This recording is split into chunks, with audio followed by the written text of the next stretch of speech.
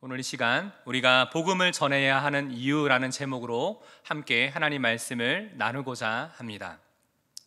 지난 주말 서울 이태원에서 발생한 사고로 많은 젊은이들이 한순간에 목숨을 잃었습니다.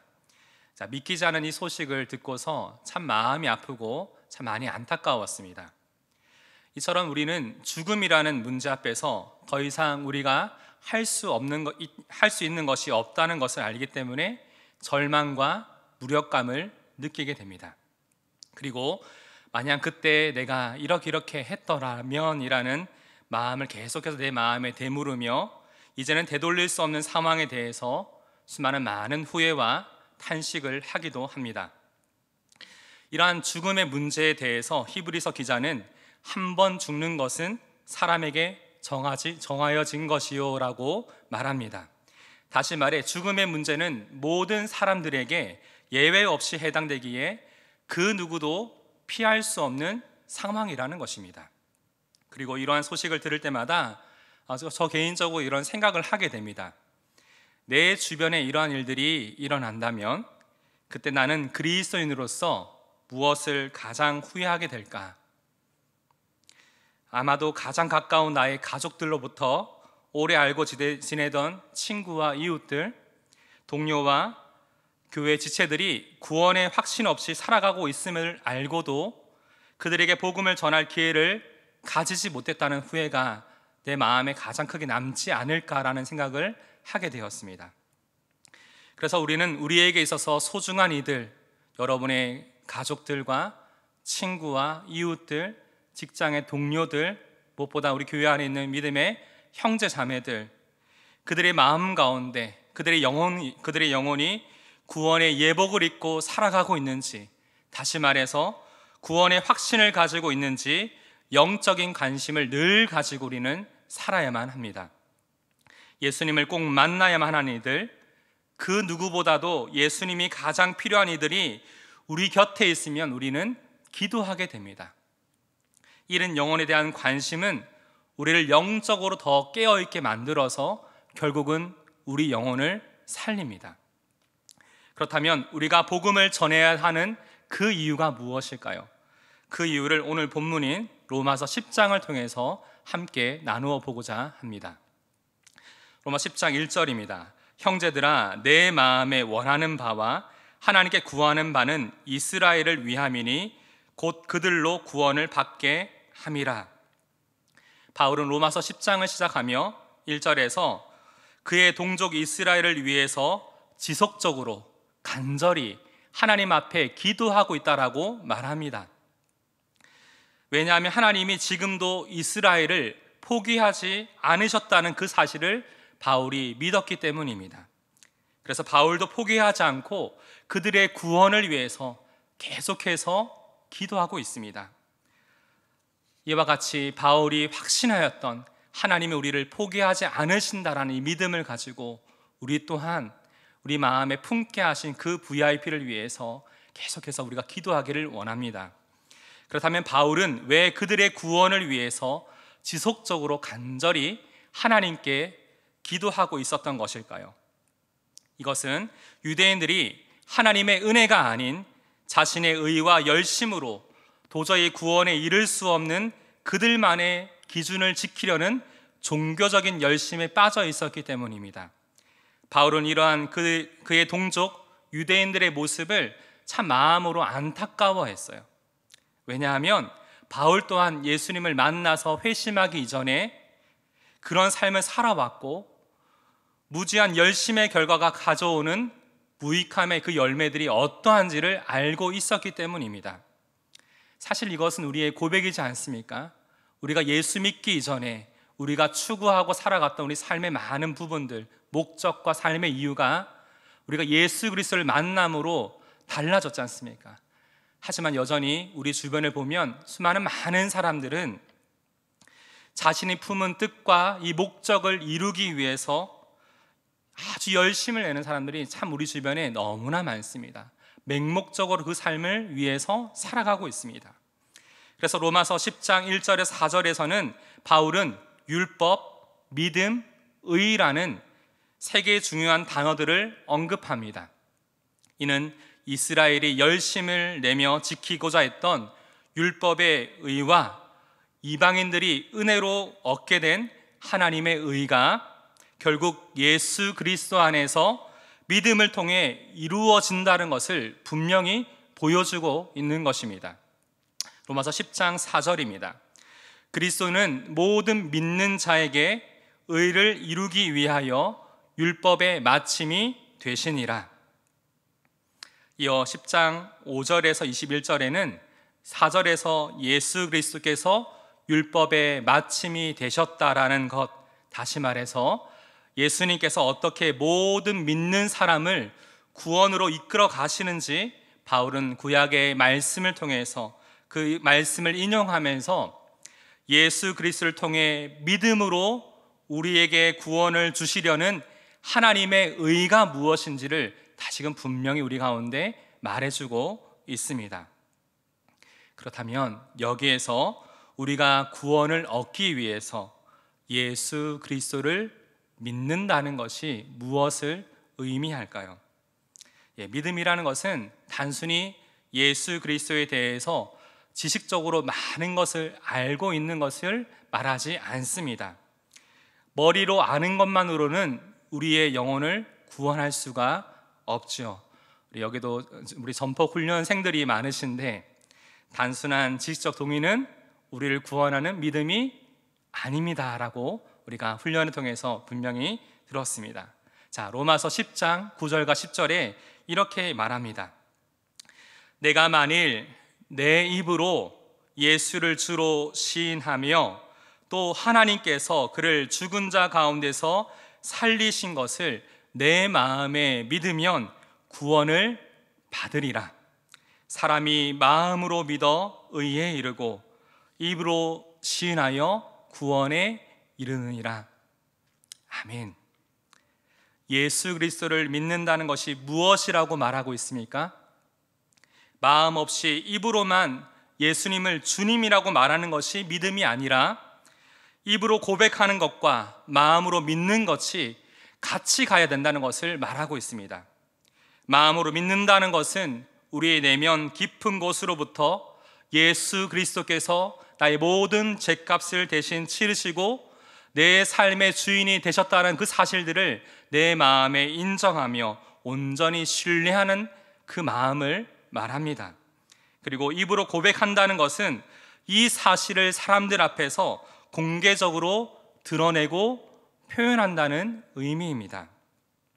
이는 예수를 믿는다는 사실로 인해서 내가 당할 수 있는 불이익, 사람들이 나에게 가질 선입견과 배척에 대한 막연한 두려움, 그리고 지금의 내 모습이 부끄러워서 그 믿음을 드러내는 것이 좀 당당하지 않고 그저 숨겨놓은 채 남이 모르는 믿음을 살아가고 있는 그 삶, 이것은 진정한 믿음이 아니라고 우리 가운데 가르쳐주고 있는 것입니다. 믿음은 우리의 입술로 당당히 고백되어져야만 합니다. 누구든지 구원을 받기 위해서는 믿음이 참 필요한데, 그렇다면 우리가 계속해서 복음을 전해야 되는 그 이유가 무엇일까요? 첫 번째 같이 한번 읽어봅시다. 시작. 복음을 들을 수 있는 기회가 필요하기 때문입니다. 13절과 14절을 함께 읽어봅시다. 누구든지 주의 이름을 부르는 자는 구원을 받으리라. 그런즉 그들이 믿지 아니하는 이를 어찌 부르리요? 듣지도 못한 이를 어찌 믿으리요? 무슨 말입니까? 이는 누구든지 구원을 받기 위해서는 예수님의 이름을 불러야만 하는데 듣지도 못한 이를 어찌 믿으리요? 무슨 말이죠? 복음이신 예수 그리스도에 대해서 들어보지 못하니 그분에 대해서 믿을 수가 없다는 말입니다. 그들이 믿지 아니하는 이를 어찌 부르리요? 무슨 말이죠? 믿을 수가 없으니 구원이 필요한 그 순간에 그분을 부를 수도 없고 그분을 찾을 수도 없다는 말입니다. 그렇기 때문에 복음을 아는 자, 이 복음의 은혜에 비친 우리는 그것을 알지 못하는 사람들에게 반드시 이 복음을 전해야만 합니다. 우리 지난주일 우리 새생명 축제 1주차였습니다. 가야바 센텀 예배당에 269명의 VIP가 방문하셨어요. 참 감사한 것은 이들 중에 복음을 듣고 결신 시간에 예라고 표현한 분들이 149명이셨어요. 할렐루야. 하나님께서 이 놀라운 일들을 우리 가운데 허락해 주셨습니다. 특히 주일 오후에 우리 VIP들을 인도하셨던 우리 인도자분들에게 연락해서 우리 VIP에 대한 소식들을 함께 나누고 하는 시간들을 가졌습니다. 참 많은 감사의 고백과 기쁨의 간증이 참 많았어요. 그리고 아직 마음의 문을 열지 않고 있는 VIP 분들에게는 주님의 때가 다 있겠지요. 이렇게 마음으로 안타까워하면서도 그래도 복음을 들을 수 있도록 하나님께서 그 마음의 발걸음을 인도해 주셨고, 이곳에 와서 복음의 말씀을 들을 수 있는 기회가 우리 가운데 주어졌음이 참 감사하다라는 그 얘기 나눔을 하게 되었습니다. 이렇게 주일 오후에 통화하고 개인적으로 더 놀랐던 것은 한 분 한 분의 VIP 이름들이 낯설지 않은 거예요. 생소하지 않은 거예요. 왜냐하면 저희가 오랫동안 각 목장 교회에서 개인적으로 품고 있던 VIP 이름들, 그들의 상황들, 그들의 기도의 제목들을 함께 나누고 그들의 이름을 부르며 같이 기도했잖아요. 제가 그런 어떤 한번 모임 때 그런 얘기를 한 적이 있거든요. 우리는 정말 한 번도 본 적이 없는 분이지만 그분은 자신을 위해서 한 번도 누군가가 기도해 준 적이 없는 분일 수도 있다. 그래서 우리가 이분을 위해서 간절히 그 이름을 부르며 주님 앞에 그 영혼을 맡겨드리며 기도합시다. 하나님이 어떤 일을 행하실지를 우리가 기대하며 기도합시다라는 나눔들을 했었거든요. 이걸 보면서 참 많은 분들이 이곳에 오셨어요. 그 중에 한 VIP에 대한 이야기를 잠시 나누고자 합니다. 오랜 친구를 지난주에 새생축제에 초청하셨습니다. 그분의 이 VIP신 그분의 여동생은 서울에 있는 교회의 권사님이시고요. 지금은 돌아가셨지만 그분의 어머니는 저희 교회 가까운 다른 교회에서 신앙생활을 하셨던 분이셨어요. 그런데 오래전에 어머니께서 소천하시기 전에 믿지 않은 그의 딸을 불러서 유언처럼 이렇게 말씀하셨다고 합니다. 네가 예수님을 믿지 않으면 우리는 이제 다시 만날 수가 없다. 그러니 꼭 예수님 믿어라 라고 말씀하시고 소천하셨대요. 한번 이 상황을 보면서 기도 중에 우리 교회 집사님이 그 VIP를 품으셨어요. 함께 잘 섬기고 초청하셨어요. 그리고 이곳에 와서 그분이 복음을 듣고 결신하였습니다. 이것이 우연 같지만 사실 모든 과정 가운데 오래전에 그 어머님이 마지막으로 유언처럼 하셨던 그 당부 오랜 기도의 제목이 주님 안에서 온전히 이루어진 줄 믿습니다. 결국은 한 분 한 분에게 정말 복음을 들을 수 있는 기회가 있다는 것이 참 귀한 축복이지요. 기도 가운데 하나님께서는 이 모든 일들을 시작하셨고 모든 상황 가운데 일하고 계셨고 무엇보다 복음을 들을 수 있는 기회를 통해서 잃어버렸다라고 생각했던 그 영혼이 주님께 돌아오는 기쁨을 우리 공동체 가운데 우리에게 허락해 주셨습니다. 이번 주일에도 이 귀한 복음 전도의 사역에 우리 모두가 기대와 기쁨으로 함께 동참하면서 주님이 우리 가운데 주실 큰 은혜를 마음에 소망하며 함께 나아가기를 원합니다. 두 번째로 우리가 복음을 전해야 되는 그 이유가 무엇입니까? 함께 읽어봅시다. 시작. 복음을 전하는 사람이 필요하기 때문입니다. 복음을 전하는 사람이 필요하기 때문에 우리는 복음을 전해야 합니다. 10장 14절과 15절입니다. 전파하는 자가 없이 어찌 들으리요? 보내심을 받지 아니하였으면 어찌 전파하리요? 15절 보내심을 받지 아니하였으면 어찌 전파하리요? 이 말은 하나님께서 우리의 구원을 위해 예수 그리스도를 이 세상에 보내셔서 천국 복음을 전하셨던 것처럼 하나님께서는 지금 우리에게 그리스도인에게 이 복음을 전하는 사명을 맡기시고 보내셨다는 말입니다. 14절 전파하는 자가 없이 어찌 들으리요? 복음을 듣고 믿기 위해서는 복음을 전하는 자가 반드시 필요하다는 것입니다. 지금 하나님의 마음을 가지고 복음을 전하는 그 한 사람을 주님께서 찾고 계십니다. 그리고 우리를 그곳에 보내십니다. 이러한 복음의 좋은 소식을 전하는 우리의 마음가짐이 어떠해야 할까요? 10장 15절 하반부입니다. 기록된 바 아름답도다 좋은 소식을 전하는 자들의 발이여 함과 같으니라. 이 말씀은 이사야 52장 7절의 말씀을 인용한 부분입니다. 이는 하나님의 약속대로 바벨론의 오랜 속박에서 구원하시고 아무런 소망 없는 예루살렘에 남겨진 자들에게 하나님의 구원과 회복의 때가 다가오고 있다는 이 기쁨의 소식을 전하는 이들의 발걸음처럼 아무런 소망 없는 삶 가운데 거하고 있었던 우리 VIP들에게 우리가 이 생명의 복음을 기쁜 마음으로, 기대하는 마음으로, 소망하는 마음으로 전하여 나아간다는 것을 우리 가운데 말하여 주고 있습니다. 사랑하는 성도 여러분, 지금 여러분이 품고 계시는 그 VIP는 누구이십니까?